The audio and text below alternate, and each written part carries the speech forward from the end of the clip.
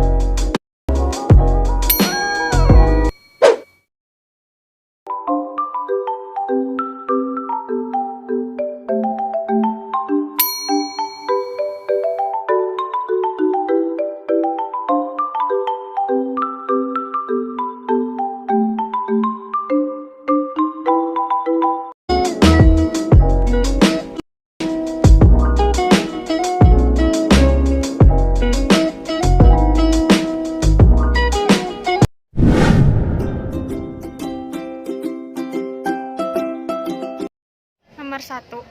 Mengapa dalam pembuatan tape harus ditaburi dengan ragi tape? Apa yang terdapat dalam ragi tape? Karena yang berperan sebagai pencetus terjadinya fermentasi pada bahan-bahan tape adalah ragi. Sebab pada ragi tape terdapat berbagai macam mikroorganisme di mana yang utama adalah fungsi jamur dan kapang jenis tertentu. Nomor 2. Mengapa ragi harus ditaburkan pada saat bahan dalam keadaan dingin?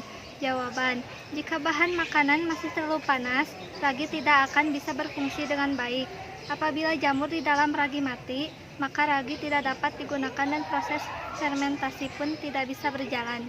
Nomor 3. Mengapa dalam pembuatan tape disebut memanfaatkan produk teknologi? Jawabannya, karena dalam pembuatannya menggunakan mikroorganisme.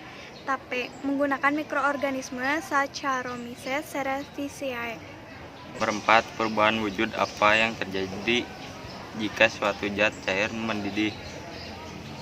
Jawaban, suhu zat saat zat cair mendidih pada tekanan 1 atmosfer disebut titik didih.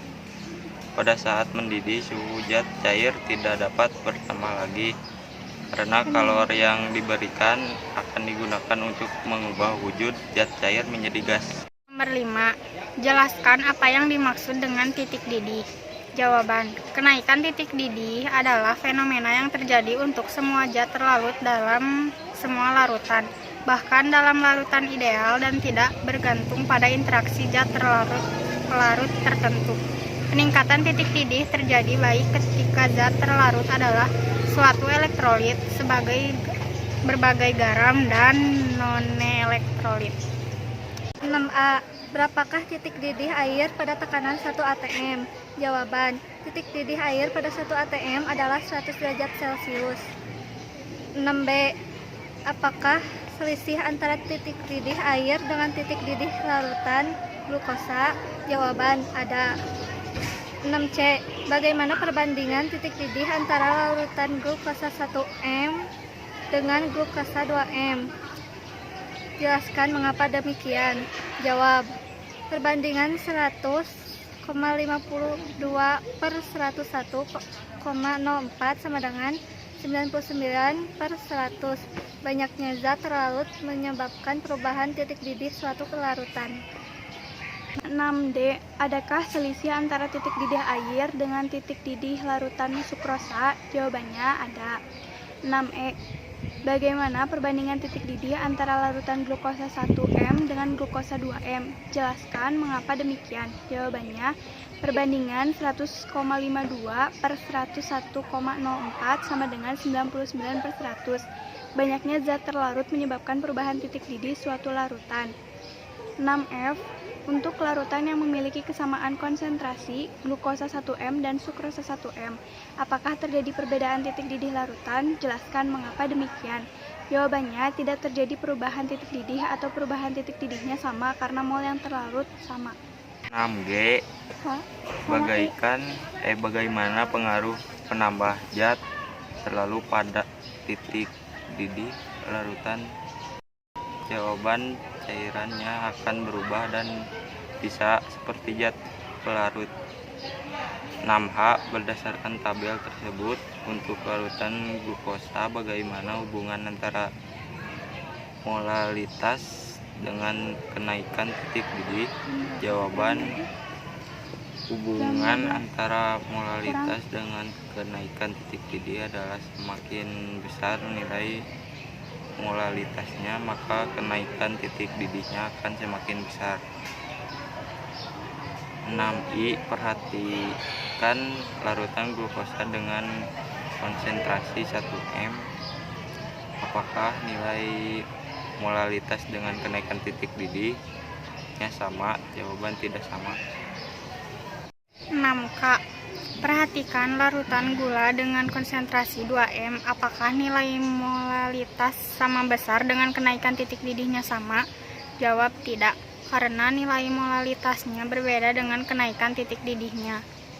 6J. Jika berbeda, bagaimana caranya supaya nilainya sama? Jawab, semakin besar molalitas larutan, semakin besar pula kenaikan titik didih larutan dan semakin besar pula titik didih larutannya. Hal ini disebabkan karena kenaikan titik didih berbanding lurus dengan molaritas. 6L.